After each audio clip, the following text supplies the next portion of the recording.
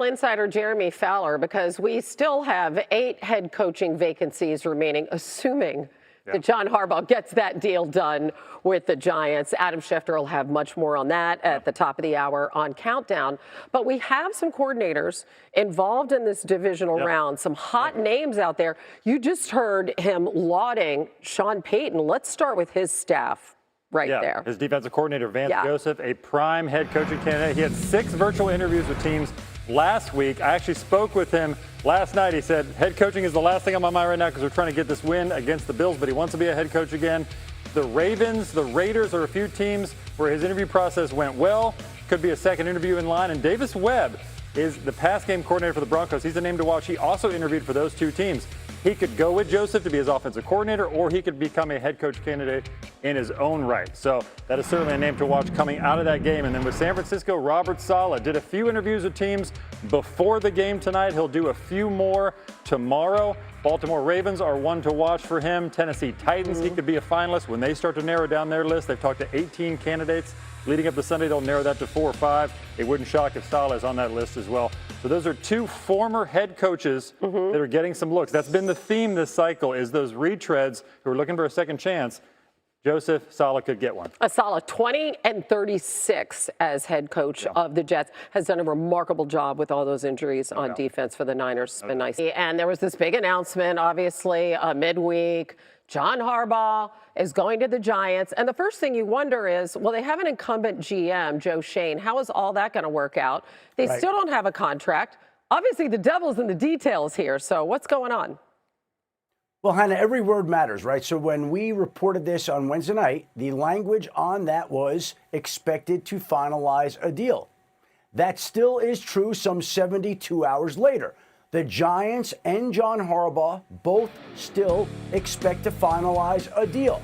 And they don't feel particularly rushed now because there are games today, games tomorrow, and then there's a national holiday on Monday, and both sides were hoping to have a press conference on Tuesday to introduce John Harbaugh as the next head coach of the New York Giants. But on the way to trying to finalize that contract, there have been some hang-ups over structure within the organization and how certain things would play out. And I will say that my phone yesterday rang with a number of phone calls from very wise people across the league who all had a similar reaction of surprise and disbelief that this deal was not done and wondering why it still isn't done. And the fact that it's not done some 72 hours after maybe it was expected to be has raised a lot of questions around the league about whether it will get done. Now, again, I want to be very clear. The Giants and John Harbaugh both expect that they're going to get the deal done. But it's not done, and there are people wondering why. I mean, Harbaugh had direct personnel discussions with Ozzie Newsome, with Eric DeCosta as they built this team. Is that part of the sticking point here? Is Harbaugh's, I guess, dictating personnel decisions? Well, I think there are a lot of questions within the Giants organization with ownership, with the general manager, Joe Schoen. I think John Harbaugh wants to make sure that it's spelled out exactly how he would like it to be, with him being the belle of the ball and him having the option to go to any number of places and him initially opting to go to New York to work with the Giants. I think he would like the organization to be structured the way he wants.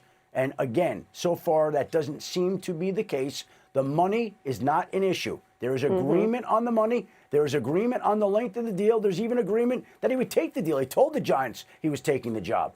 But they have not been able to get done the contract, and they will continue to try to spend today, tomorrow, Monday, until they get it done so that they can introduce him Tuesday at a press conference in New York, unless, of course, all of a sudden John Harbaugh writes on a piece of paper that he's resigning as the HC of the NYG. We'll see if that can happen, too. Oh, my goodness. Oh, no. Having a flashback here. Adam Schefter, thanks. It's really interesting. Listen, he got a lot of resources there in Baltimore, so we'll see if he gets the situation he wants to across the board walking into New York. Thanks, my friend. We'll see you on Count. And then there were 8. The Bills and Broncos kicking off the divisional round of the NFL playoffs today at 4:30 Eastern. Denver coming off that bye, while the Bills coming off that wild wild card win on the road in Jacksonville. The last time Buffalo won back-to-back road playoff games, 1993. First on the field at Empower Field at Mile High in Denver is our very own Sal Paolantonio. Sal, live now with us. How have Josh Allen and the Broncos prepared for the high altitude and that high-flying Broncos defense?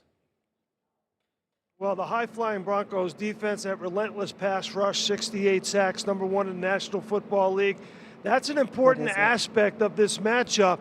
Well, let me take you behind the scenes. I'm not actually on the field, Jay. Oh. We're in the tunnel outside the visitors' locker room. And as you can see, it's no coincidence that they put this sign, because you have to deal with the elevation here at Mile High Empower Field. Elevation 5,280 feet in big orange letters. Altitude sickness is real. And the Buffalo Bills have been preparing for that all week long back in Buffalo at their facility at Highmark Stadium. But as Josh Allen put it, it is sometimes mind over matter. Listen to this. Physically, it's going to challenge you. I think the best thing that we can do, though, is not really talk about it, not really think about it, and not making it a problem. Just going out there and doing our job and get on the sideline, getting some oxygen if you need it. But yeah, I mean, I know from firsthand experience it is an advantage. But to have that mindset of understanding that it's going to be tough. But yeah, we gotta fight through it. You know, Josh Allen, of course, played his football in college in Wyoming in Laramie, where the altitude is 7,000 feet. So 2,000 feet higher. So he is somewhat used to it. He did it, of course, when he was 21 years old. But the Buffalo Bills had three aspects of their preparation going into this. Number one was an altitude chamber that Deion Dawkins, the starting left tackle, said a lot of the players used this week. Number two, hydration and rest. And then number three, as Josh Allen mentioned, make sure you use the oxygen on the sideline if you need it. As you can see that, Jay, here's the sign. And here, of course, is the visitors' locker room entrance right out here. And the players come right past the sign out onto the field. So it's a constant reminder, a little gamesmanship here behind the scenes by the Denver Broncos to make sure the visitors understand what they're up against when they have to play here at Empower Field at Mile High. Back to you, Jay. I love it. Well done, my friend. Sal Paolantonio, first in the tunnel. It's got a ring to it. Going to see you back in a bit for more on Bo Nix and the Broncos. Anna? Okay, so coming up, we're missing a letter there. Oh, it's the X. It's the LX factor with Countdown's Alex Smith. He's super, super quick. Is this altitude a big deal? You've played there. Not for a quarterback, Hannah, thankfully, but a different story for the wideouts, DBs, the big fellas. They probably have something else to say. Okay, all right. Meanwhile, the Bills are coming off their quarterback's first road win during his tenure, so they have that under their belt. Now they face the #1 seed. What's the X factor in this one? Yeah, the X factor for me, Hannah, in this game is Denver's defense ability to stop the run. Again, going against the Bills, who boast the best rushing game in the NFL. And listen, it's not that Denver hasn't been good. They're the second best rush defense in the NFL. But guess what? They were really good at stopping the run last year when they faced the Bills in the wild card round, and they gave up 210 yards on the ground. And with the exception of a couple new faces, it is all the same players running the same scheme today. And so what has changed? And a big factor of this will be Josh Allen in the red zone, obviously his ability to use his legs. And this is also a point of strength for this Denver defense, who is the best red zone defense in the NFL. So strength on strength in this one. Yeah, that's always a lot of fun. Also seeing two division foes meeting in the playoffs, because obviously they know each other well. A couple of low-scoring games. They split the regular season series. Niners at the Hawks. What's the X factor? Yeah, for me, it's whether or not this Niners defense can force a turnover or two, Hannah. Listen, Seattle is a juggernaut, especially at home. They boast the best point differential in the NFL. Their 3 losses were by a combined 9 points. And if San Francisco is going to go on the road and win this, it's because they win the turnover battle. and they do have a chance. Listen, Sam Darnold, I know he's dealing with the oblique, but he also led the NFL in turnovers with 20. So again, I think if San Francisco is going to go on the road and get the upset, it's because they create a turnover or two on the road. Okay, on the subject of that oblique, a few minutes ago, Adam Schefter said since he hurt the oblique, he has not thrown a pass. How might that affect things? Yeah, it's not what you want when you're trying to get your first playoff win, Hannah. Listen, to not throw a ball 2 days before the game, he hurt it when he was throwing on routes on air.